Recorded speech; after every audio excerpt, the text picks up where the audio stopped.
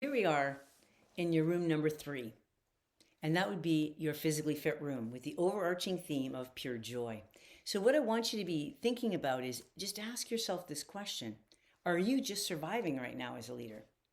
Is your team just surviving? See, it's really important that we do that check in. Take a look around you physically.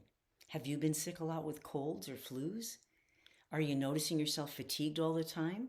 Or you're noticing team members like they seem sluggish? What are you noticing physically about people? Have they got that high energy and they're ready to go and their work feels meaningful? Or is it in fact they're just trying to get through the checklist, through the to-do list, right?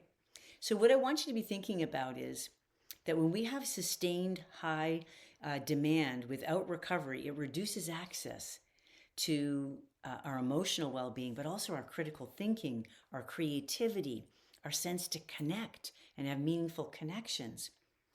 I just spoke with a leader earlier. I was coaching her and she said, Kate, I've got to go into this meeting and there's been a lot of errors. And originally she was kind of come at things really almost autocratic about boom, boom, boom. And I said, well, what if we just kind of look at this from a different angle? And I love that phrase by Dr. Wayne Dyer, when I change the way I look at things, the things I look at change. When was the last time you started off with success? That you asked them, what are you feeling most proud of that you've achieved? What's the success that you've had? And then from there, start talking to the team members around, what is it that you feel that some of our challenges have been as a team? Let them be part of the critical thinking. So start off with the positive. Start off with, you really rocked it here. You did a really great job. This is amazing. I really appreciate you. And as a leader, I believe we have a responsibility. This isn't just a maybe, a responsibility of showing up at being vulnerable, saying, you know what, this is something that I need to work on, which leads me to the next thing. What do I need to stop doing? What do I need to start doing? And what do I need to continue doing moving forward?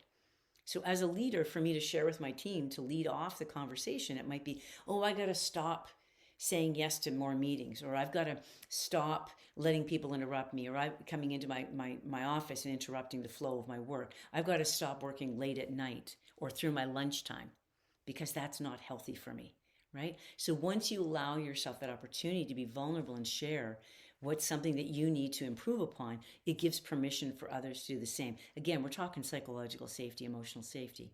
So the pure joy kicks in when we really pay attention to the patterns of those team members around us. And even for you, if you've been sick a lot, if you've been sluggish, all those things, pay attention to your physical well-being. And part of that is we need to pause and just listen to what our body's telling us. If we're feeling cold all the time, maybe it's simple things like I need to have more warm soup and warm teas. Maybe, I'm finding that I do better when I work at home for 1 or 2 days a week. And so I feel, I'm able to get into flow better, less interruptions. So we need to pay attention to those patterns. Is my area cluttered? Or is it blocking me from experiencing joy? Because I've got all these piles ups of files and things that I need to take care of, and I feel overwhelmed from the moment I start work.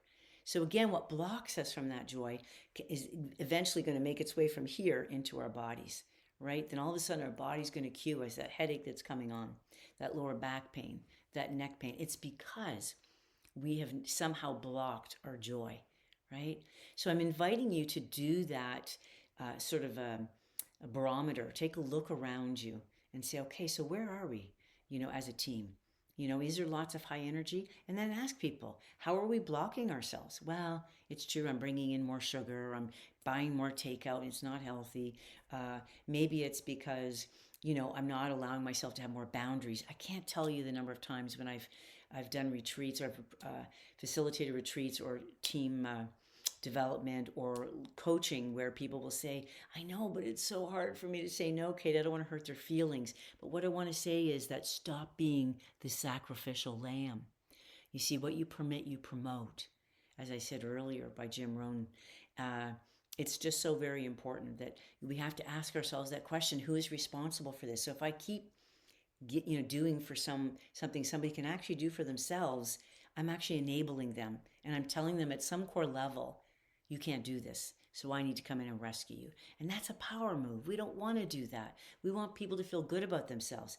We want them to start to put their hand up and ask for help well before they miss the deadline, well before they get sick and they have to take time off of work, well before they need to take a mental health leave. So it's really important that we pay attention to our physical cues because our body is rooting for us. It truly is rooting for us.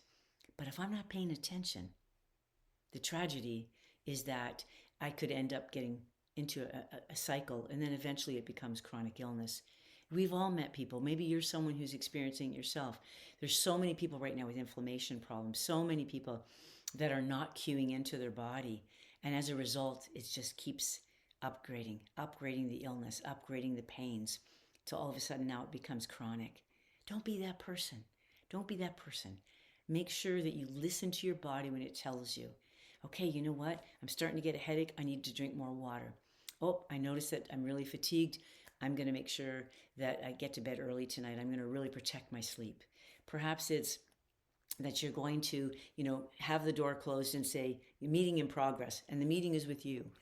And so allow yourself to stay in flow. Allow yourself to stay home and work that day so you can go at a pace that feels respectful to your body and to you. Have yourself a beautiful day. Bye for now.